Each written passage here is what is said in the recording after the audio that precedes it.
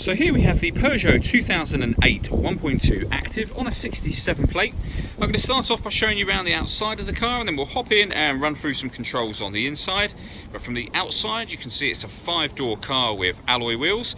Let's start off inside the boot and then work our way around the rest of the car from there. So as we approach the boot, you'll see that we've got plenty of space there, along with that 60/40 split folding rear seat should you need to increase that space even further.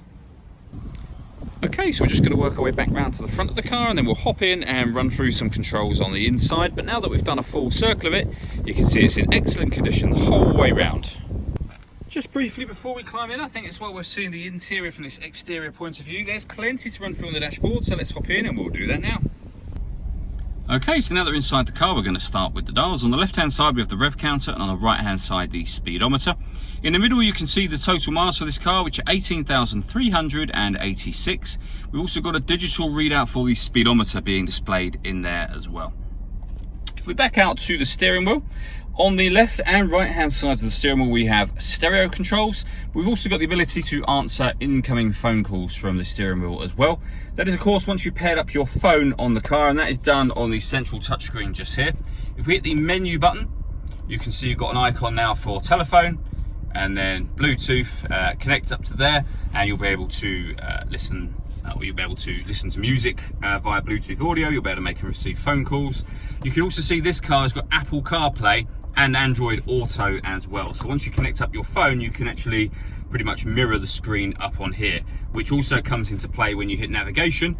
As you can see on there, it mentions about connecting a compatible smartphone and check that your navigation application is applicable or complete for the car. When it comes to music, apart from the Bluetooth audio that I mentioned a moment ago, this car has got the radio, USB input and iPod input as well. When it comes to the radio, we have FM, AM and DAB digital radio all available. Working our way down, we have the air conditioning, so you can select the direction that the air is being distributed in, the fan speed, up and down from here, direction of the air. Air conditioning is on when that light shows, so off, back on again.